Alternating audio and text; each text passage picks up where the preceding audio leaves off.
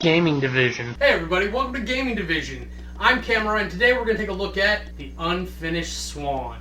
This is a game that is unfortunately only available on the PSN network for the PS3. I spent $180 to buy a system to play a $15 game. That right there should tell you how interesting the game looks from a gameplay perspective.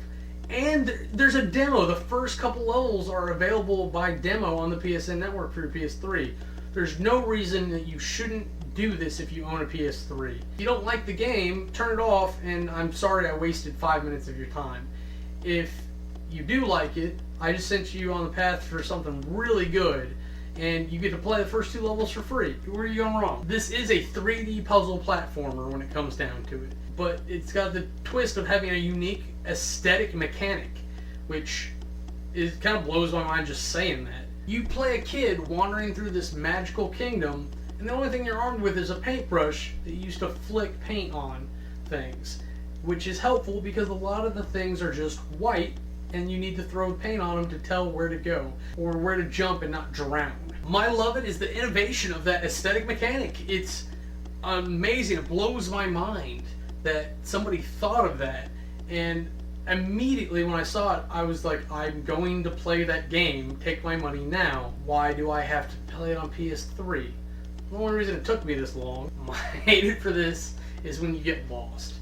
Because a lot of times you don't know where you're going, and a lot of the landscape is confusing. Even when you get to the city and there's shadows and lines, you don't know where you're going. If you go in a sewer or something, like a dark tunnel, you lose all that. So you have to throw paint at the walls to know where the wall is and where the wall is not. And you would think that there would be a different way to do it, where the paint would stay longer in some cases.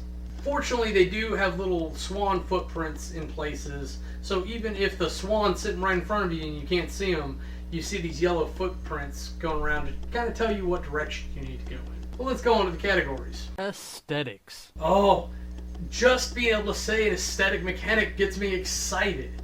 Not only that, but it's good. It works. The visuals in this are half the game.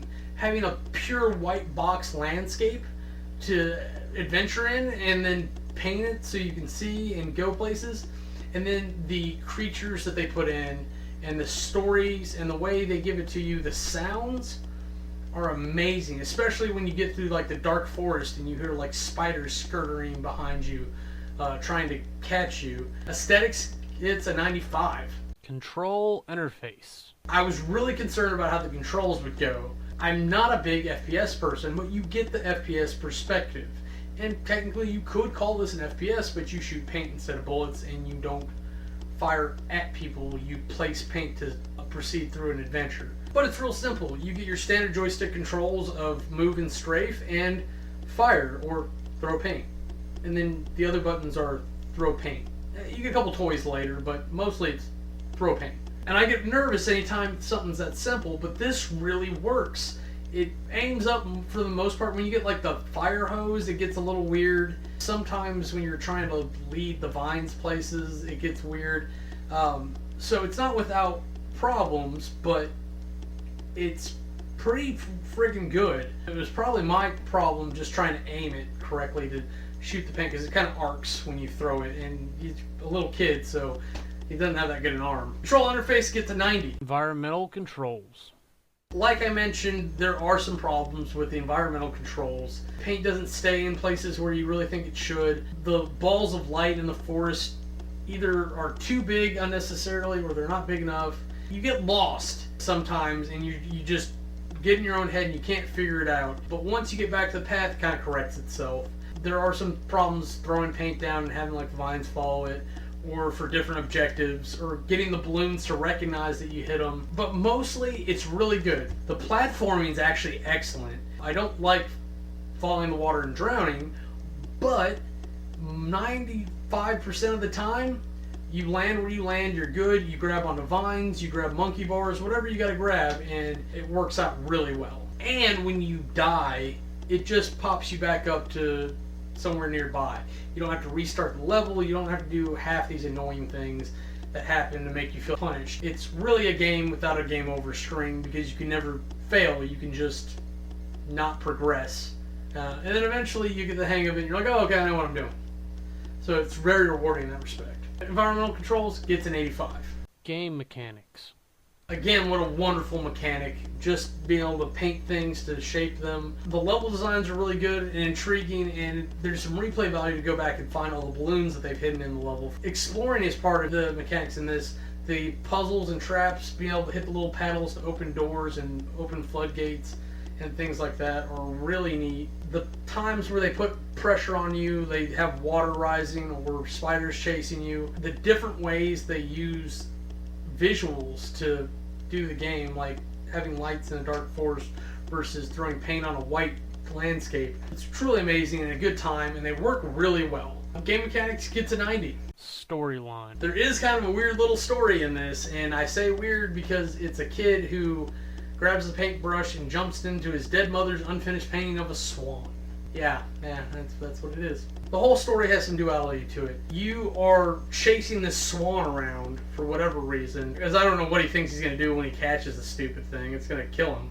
And then as you go, you're finding snippets out of the king's story as well. And those are a lot more interesting than the story you're actually progressing through. It's kind of neat to see that storybook motif going on. What's more, when you finally get to the king, he tells you another story that you happen to be part of. So you end up playing through that and merging into everything else. It is a touching story, it is heartfelt and a little sad, and it's very well done. It's just a little weird, and storyline gets an 85. Now if you total all that up, you get an average of 89. For my wrap-up review, I've got to say this is an amazing innovation and history benchmark in gaming. Unfortunately, it's not really going to be possible to have Swan-like games because the mechanics are so simple. It's really going to be more unfinished Swan. Regardless of what story you put on, that's going to be the perspective.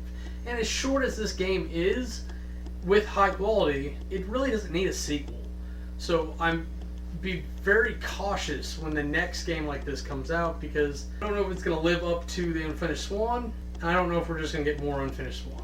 What would be kind of interesting is a massive multiplayer online game with a big white scene of randomly determined levels where everyone runs around throwing paint to try to explore and maybe to find balloons or certain objectives, and maybe even things where people have to work as a team and like hit paddles in conjunction to open up different dungeons or whatnot. The bottom line is that anyone who owns a PS3 should have this game, at least the demo, downloaded, and then if you like it, pay $15 and get it unlocked. You pay a lot more for a lot less in a lot of AAA games. It's a shame to let this one slide through your fingers. That's it for me. I'm Cameron. Have a nice day. Gaming division. If you want to see anything else we're up to, go ahead and click the annotations, and they'll take you to our other channels.